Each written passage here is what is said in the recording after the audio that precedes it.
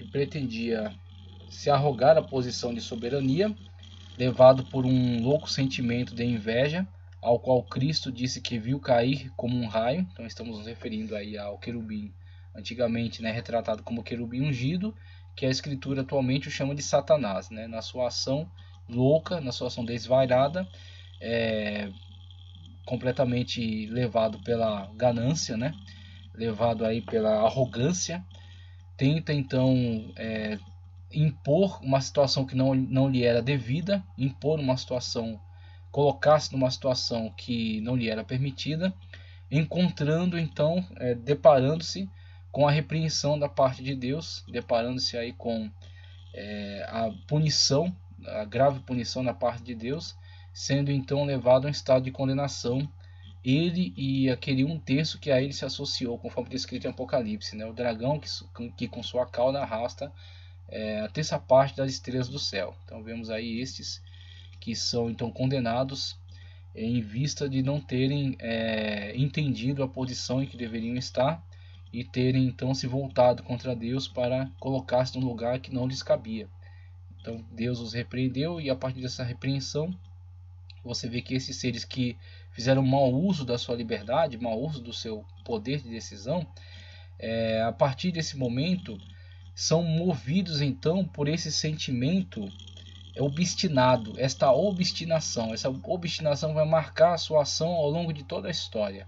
Então, uma vez que já se veem condenados, esta ação obstinada se manifestará em todos os assédios que eles promoverão contra outros seres criados, o homem, dentre esse outro plano de criação colocado por Deus. O homem então será alcançado por essa sedução, e essa sedução está ligada a uma obstinação desses seres em virtude daquilo que perderam. Então não há um propósito, não há um futuro, não há um plano, não há uma restauração. Há simplesmente uma obstinação em destruir, uma obstinação em seduzir para o mal, seduzir, né, para destruir, para então tentar atingir aquele que que emitiu, né, essa sentença contra eles. E que, em virtude desse sentimento obstinado, encontra-se mergulhado em profundas trevas e torna-se uma peça importante no esclarecimento do estado em que se encontra outro autor desta saga, o homem. Outro tipo de criatura participa ora como personagem fundamental, quando no uso de seu poder de escolha, e ora como mera peça de um jogo de poder, onde, ao se deixar levar pela deturpação dos sentidos, se vê preso aos diversos vícios da concupiscência, ao qual é induzido pelo ser das trevas, que trabalha ambivalentemente como instigador e acusador. Satanás igual Shatan, adversário, acusador, ou Diabolos também, né? Mas nenhuma destas facetas da história desenvolve-se aleatoriamente, pois na conclusão da história, como Paulo diz, na plenitude dos tempos, veremos o restabelecimento da ordem por meio do Messias, o líder perfeito que conduzirá tudo à restauração. E durante, né, esse processo, antes da restauração de todas as coisas, vemos esses que são levados pela sedução do diabo agirem na sua mesma obstinação, porque não há outra explicação para entendermos a ação de determinadas pessoas que não apenas prejudicam outros que estão à sua volta, mas na sua intensa obstinação prejudicam a si mesmas, levam a si mesmas para o abismo, levam a si mesmas e aos demais para a destruição total. Vemos isso se repetir ao longo da história, por diversos meios, por diversos instrumentos, seja a partir da promoção das drogas, da prostituição, da promiscuidade, da confusão em relação a verdades declaradas, questão de gênero, diversos tipos de questões que são simplesmente atacadas, destruídas, combatidas, são confundidas, vamos colocar assim, ideias são colocadas em verdadeira confusão, de falácias, né, de enganos, e quando nós buscamos os reais motivos, alega-se uma pretensa liberdade, mas essa liberdade não conduz a um bem, essa liberdade não conduz a um aprimoramento, essa liberdade não conduz a uma felicidade para todos, né, um bem para todos, mas apenas ao beneficiamento parcial, tá certo? A felicidade momentânea de alguns, mas a destruição total, inclusive destes alguns. Então, muito do que tem se lutado, muito pelo qual se tem trabalhado hoje, na verdade algo que conduz todos à destruição, conduz todos a um completo solapamento, né? O que nós temos visto aí na sociedade, como muitos movimentos têm se levantado, e quando nós olhamos para suas motivações, não conseguimos ver outra coisa senão obstinação demoníaca. É a obstinação demoníaca que leva outros à destruição e eles mesmos no final das contas. Então, a fonte não pode ser outra senão, né, este ser obstinado que já está condenado e que pretende levar outros junto consigo. Essa é a questão. Arrastar quantos ele puder para o buraco. Acerca da condenação universal, dentro deste plano geral apresentado, a condenação manifesta-se no ato de livre desobediência do homem em relação à autoridade divina, que, enquanto detentor do poder criativo com o qual apresenta ao homem o seu beneplácito, ao trazê-lo à existência e permitir que goze de todas as benesses desse relacionamento, guarda para si a prerrogativa de exigir a obediência consciente ou as consequências perante um ato de subordinação. Então há sim o fornecimento de liberdade, uma vez que o homem foi criado à imagem de Deus, e Deus tem vontade, exerce sua vontade, Deus é livre, tá ok? Então o homem é colocado como imagem e semelhança de Deus, é-lhe ofertado a oportunidade de, obedecendo a Deus, desfrutar desse relacionamento, desfrutar dessa perfeição, ir aprimorando-se, ir crescendo, ir cada vez mais capacitando-se, né, para vivenciar aí toda essa profundidade do relacionamento com Deus. Mas também, se não houvesse escolha, não haveria liberdade. Então há também a escolha pela dúvida, a escolha pelo certo e a escolha pelo duvidoso. No certo temos a vontade plena, perfeita, maravilhosa de Deus. No duvidoso temos um salto no escuro. E aí este salto no escuro trouxe ao homem diversos tipos de hematomas. O homem ainda está em queda livre, né? Está colidindo aí contra essas péssimas decisões que tem tomado e ainda está adquirindo para si cada vez mais hematomas. Até que então, reconhecendo a estupidez da sua má decisão, ele clame pelo resgate. É quando vem a restauração de Deus, quando Deus então restaura a posição de a posição de criatura, né? A posição de criatura divina num estado de relacionamento profundo com Ele, né? Quando então pode o homem ver a realização, a concretização de todo o plano de Deus para si, né? Pode então gozar de uma vida plena, né? De uma vida maravilhosa, de uma vida realizada. Pode então estar num estado de felicidade verdadeira.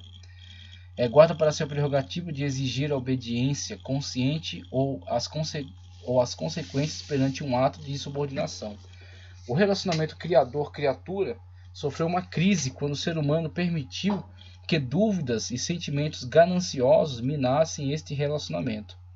Logo, mesmo que o diabo tenha desempenhado um sórdido papel ao colocar, né, ao provar e instigar estes desejos, em última análise, cabia ao ser humano fazer a opção entre confiança em Deus, na sua palavra, na sua declaração, tá certo? Ou desconfiança, que é exatamente o que o diabo conseguiu plantar por meio daquela dialética, né, estabelecida, né? Quando vem tese, antítese e síntese. Não comerás de nenhuma, tese.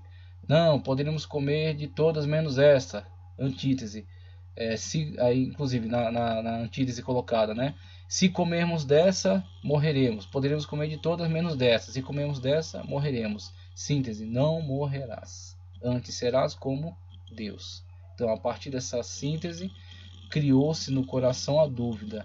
E a partir dessa dúvida, a brecha, a abertura. E com esta abertura, houve aí a destruição. Então, a cidade que estava fechada, que estava protegida, que estava guardada, na qual acontecia um relacionamento profundo, houve nela uma brecha, uma abertura para a destruição, tá certo? E essa destruição até hoje podemos sentir. Então precisamos novamente estabelecer esse relacionamento com Deus de uma forma prioritária, né? A santificação do homem, quando o homem e a mulher se tornam exclusivos de Deus, e quando num relacionamento profundo vão cada vez mais se desenvolvendo até a estatura de varão perfeito, até a estatura de pessoa plenificada, né? completamente realizada, tá certo? No propósito que Deus tem para ela. Desconfiança, honestidade ou hipocrisia.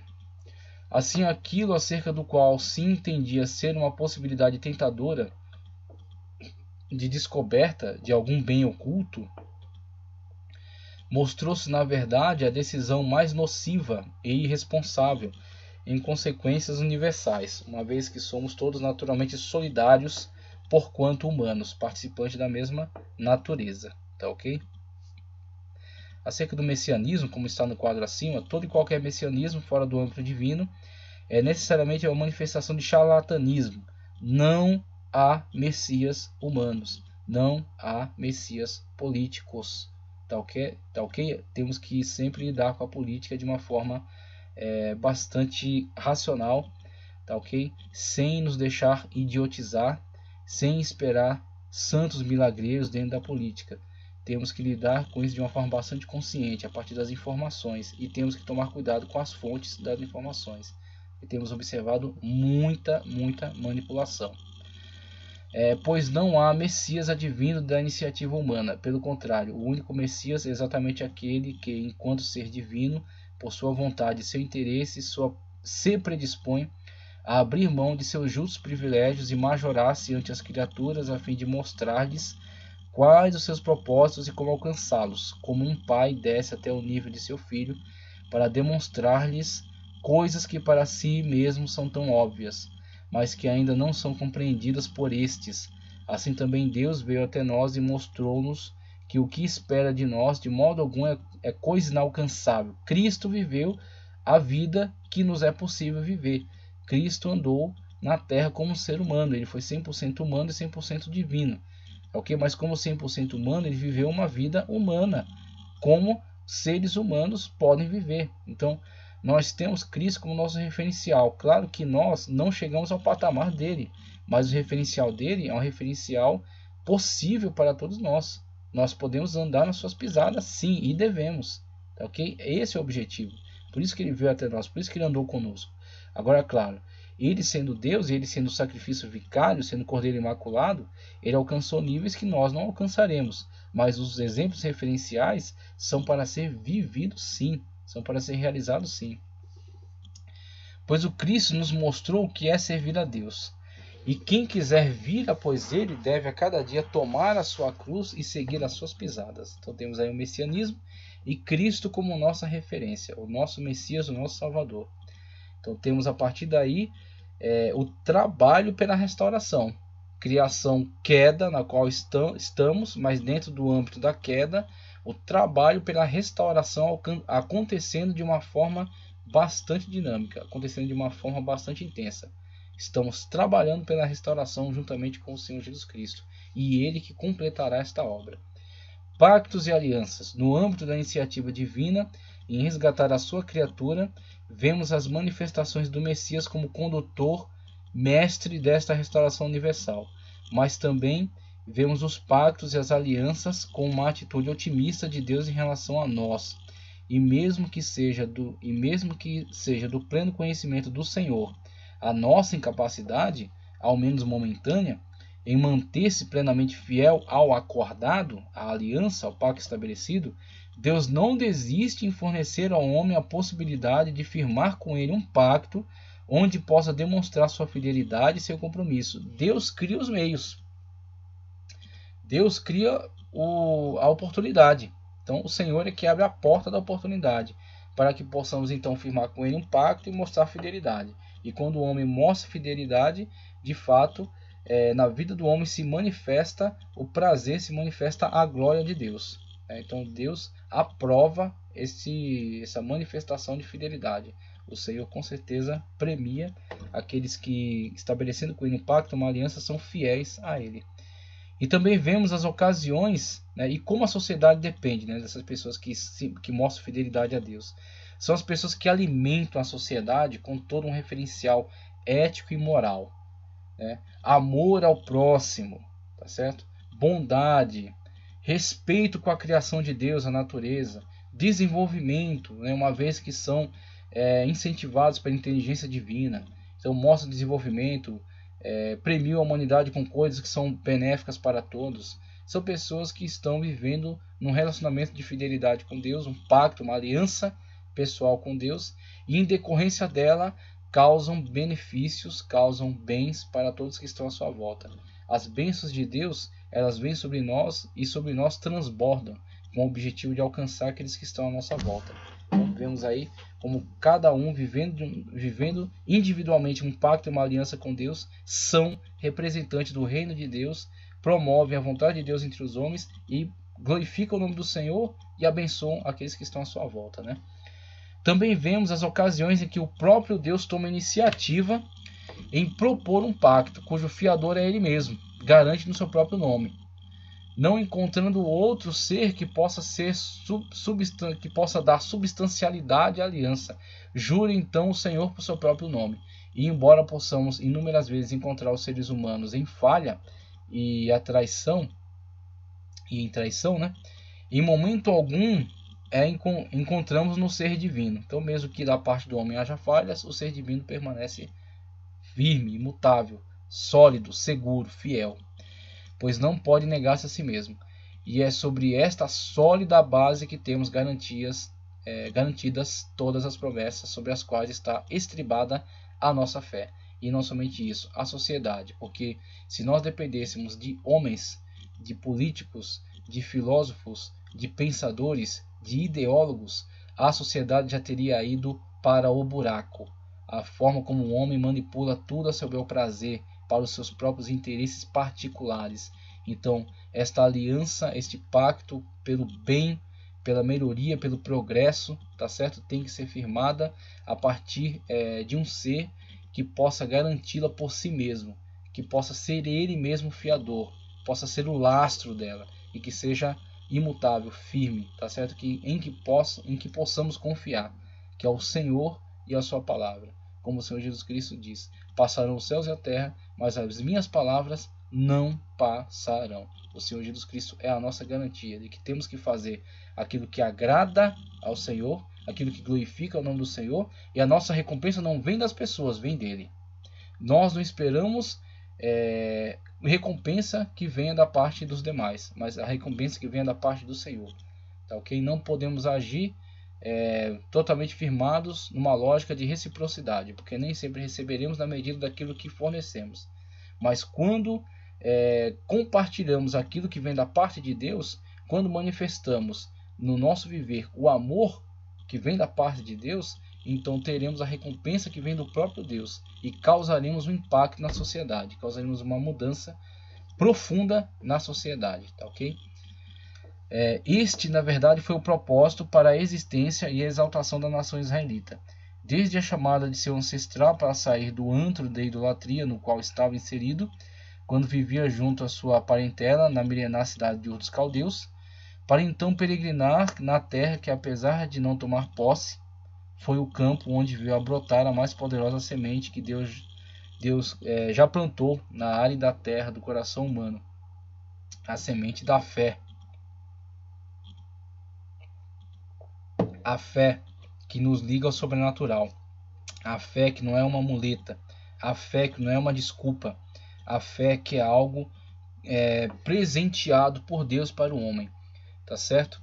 É um outro sentido, além da visão, além do tato, do paladar, do olfato, existe um outro sentido, um sentido vinculado ao espírito chamado fé, que faz o homem perceber Deus, faz o homem sentir Deus, relacionar-se com Deus através da fé. Maravilhoso, né? Quando vemos ali na carta aos Hebreus que, ora, a fé é o fim fundamento das coisas que se esperam e a prova daquilo que não se vê. É prova, não é desculpa, e sim prova. Não se vê, tá certo? Mas se tem fé, e ao se ter fé, está presente. Relaciona-se, conhece-se, sente-se, tá certo? E cresce. E a fé é a que faz exatamente essa ponte, essa ligação, esse contato, através da fé.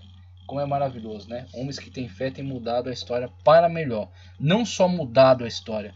Muitas pessoas apenas se contentam em mudar a história. Mudar para isso, para aquilo. Mas às vezes muda para a destruição, muda para o seu próprio bel prazer.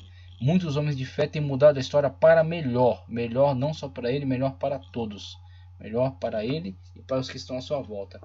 Assim, Abraão, o pai da fé, tornou-se por genealogia o ascendente da nação que se tornou a demonstração tipológica da teocracia divina, quando se manifestou em Israel, e na esfera escatológica, quando será plenamente exercida por Cristo Jesus. E pela fé é pai de todos aqueles que se tornam filhos de Deus por adoção em Cristo, e também súditos desse reino celestial, que no futuro se manifestará quando então literalmente com ele reinaremos, através da fé. A fé de Abraão, a minha fé, a sua fé. Todos nós somos filhos de Abraão pela fé. Veja, a chamada, a partir desse âmbito, né? Chamada de Abraão, chamada e eleição, né? Chamada e eleição de Abraão. Então temos aí quando Deus escolhe, né, este homem manifesta essa fé, e a partir dessa fé todo esse encadeamento histórico, né, que se dará, tanto na questão genealógica, os seus descendentes, quanto na questão de fé, todos aqueles que manifestam a mesma fé, e com isso participam junto com Abraão. São filhos diretos de Abraão, por causa da fé de Abraão. A mesma fé no Deus único, no Deus verdadeiro e no Deus espiritual. Então, aqueles que atendem ao chamado de Deus, que é feito no âmbito da fé. Monoteísmo, circuncisão e lei. Vemos então esse movimento, né? O surgimento da fé monoteísta, a partir da fé de Abraão, a circuncisão, o pacto com Deus, entre Deus e Abraão, e esse pacto aí sendo então complementado pelo pacto da lei, o pacto do Sinai. O pacto da circuncisão começa a surgir este povo em torno desse pacto e professando essa fé. E a partir da libertação do cativeiro egípcio, inserção na terra de Canaã, tá ok? Antes disso, o pacto realizado no Monte Sinai, a entrega da lei. Então a lei, os padrões de Deus, os parâmetros de Deus, tá certo? Como Deus admitirá este povo como seu povo, como Deus exercerá sobre eles a sua teocracia e será para eles então o seu Deus. Estão aí as condições, a lei. Então, a partir desse movimento, monoteísmo, circuncisão e a entrega da lei. Israel, a nação eleita, tem que viver então debaixo desta lei, tem que cumprir com esses requisitos, né, para estar então enquadrado dentro desse âmbito dessa teocracia divina e ser então um povo referencial para os demais. E com este prisma podemos compreender a enorme importância da manifestação da história dos hebreus desde a chamada de seu ancestral e nosso, Gálatas 3:7, sabei, pois, que os que são da fé são filhos de Abraão, até o seu desenvolvimento debaixo dos grilhões da escravidão e seu miraculoso livramento com a mão divina operando milagres para quebrar o poderio de Faraó e intervir na natureza, para abrir as portas das águas, sustentá-los em meio ao deserto, firmar com eles um pacto, que na verdade é uma base referencial para o código de leis da maioria das nações civilizadas, nações do Ocidente, né? E até algumas nações do Oriente Médio. Temos aí como se difundiu pelos povos, né? Repreendê-los quase até a extinção, se não fosse a ousadia e a lealdade de seu maior referencial humano em liderança, e por fim introduzi-los na terra prometida aos seus patriarcas Abraão, Isaque e Jacó, o Deus dos quais é o nosso Deus, tá certo? Dos quais é o seu Deus e o nosso Deus, né? Glórias a Deus por toda essa história, glórias a Deus por toda essa manifestação. Este mesmo Deus que escolheu Abraão, que lhe deu um filho, que resgatou seus descendentes e que expulsou nações perante eles para fazer deles uma nação, é na verdade a única razão objetiva de sua existência. Ou seja, Israel é literalmente uma dádiva de Deus, e não podemos pensar em sua existência sem entender que a razão desta mesma deve-se a um objetivo puramente universalista da parte de Deus. É Deus promovendo agora algo que será benéfico, não somente para um povo em especial, um povo específico, mas através deste povo promover uma bênção universal. Através desse povo promover um bem que se espalhará para todas as nações. Como de fato foi, tá certo? Mesmo que Israel, tendo falhado na manutenção do seu pacto, da sua aliança, todavia aquilo que Deus realizou por meio de Israel tornou-se um bem universal. A manifestação, a revelação da palavra de Deus e futuramente a vinda do Messias, a vinda de Cristo, né, no meio deste povo. Veio para o que era seu. Infelizmente, todavia, os seus não receberam. Mas a todos quantos o receberam, deu-lhes o poder de serem chamados filhos de Deus. Glórias a Deus por isso, né? Então temos aí nesse movimento com Israel, lei e Pentateuco, né? A relação à entrega do código da lei e a totalidade do Pentateuco. Templo e tabernáculo como referenciais da presença de Deus no meio do povo. Primeiramente, tabernáculo, a entrega do modelo da parte de Deus por meio de Moisés e a execução, né, por meio daqueles a quem o Senhor capacitou. Tabernáculo, manifestação da presença de Deus. Depois transferido para templo, tá ok? No templo ao qual Salomão foi autorizado a erguer, a construir, e no qual o Senhor se manifestou. Tá, ok? Vindo depois na continuidade histórica, como já temos informado aqui, Israel falhando no seu pacto, na sua aliança, Deus permitindo a sua destruição, a sua restauração no tempo de Zorobabel, mas não com a mesma característica, com o mesmo aspecto. E mesmo com a melhoria arquitetônica na época de Herodes, estando ele aquém, mesmo arquitetonicamente talvez até maior, trabalhado com materiais até mais nobres, mas aquém no sentido da glória, porque o profeta Ezequiel viu a Shekinah mover-se, sair, né, a chamada Merkabah, o trono carro, sair do templo, né, e a Shekinah, o exílio da Shekinah, a saída da Shekinah do âmbito do templo terrestre. Mas o retorno da glória de Deus, da presença de Deus por meio do Pentecostes, quando o Espírito Santo de Deus se manifestou como línguas repartidas como que de fogo. E agora o templo somos nós. Não há templos de pedra. Não faz sentido templo de Salomão sendo construído por aí. Esta gastança absurda. O que nós temos hoje é algo muito maior. Cristo disse isso quando falou aos discípulos. Os discípulos tentando lhe mostrar as pedras. E Cristo disse, não restará pedra sobre pedra que não seja destruída. Eu, todavia, destruo esse templo em 3 dias e reergo, falando acerca do templo verdadeiro. Nós somos templo e morada do Espírito Santo de Deus. A glória que se foi do templo de Salomão na época da destruição de Babilônia voltou para o templo em Pentecostes. Quando nós então fomos purificados pelo sangue de Cristo, que nos purifica de todo pecado, fomos então colocados em condições para recebermos em nós a glória de Deus. O Espírito Santo de Deus habita em nós. Nós somos o templo. Tá, ok? Então, é essa dinâmica, tá ok? Israel, lei, Pentateuco, templo, tabernáculo, teocracia, o governo de Deus sobre Israel. O governo de Deus sobre Israel, a rejeição de Israel, a inserção da igreja. Na igreja, Cristo, a sua purificação e o Espírito Santo de Deus como a glória, tá certo? A glória de Deus agora a unção sobre nós, através da presença maravilhosa do Espírito Santo de Deus. O Senhor tinha um propósito muito claro com a manifestação de Israel, que é pregar ao mundo acerca da existência e da verdade, do poder e do domínio do único Deus e denunciar a mentira de todos os ídolos, semelhantes ao das nações que foram exterminadas para ceder ao estabelecimento do seu povo, para ceder lugar ao estabelecimento de seu povo, uma nação referência para todos os povos. E só Deus poderia fazer isso, né? Porque nenhum homem tem direito sobre a vida de outro. Só quem tem direito sobre a vida de outro é o seu Criador, que é exatamente isso que aconteceu no caso do estabelecimento de Israel em Canaã. Foi Deus, o Senhor Todo-Poderoso, o Criador de todas as coisas, quem votou aqueles povos ao anátema e disse: tem que ser eliminados.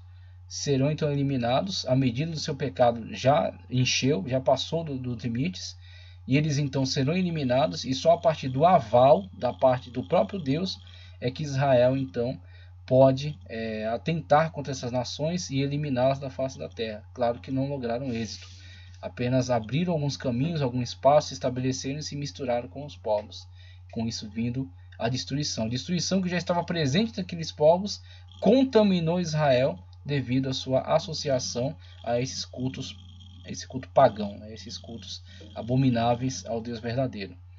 Isaías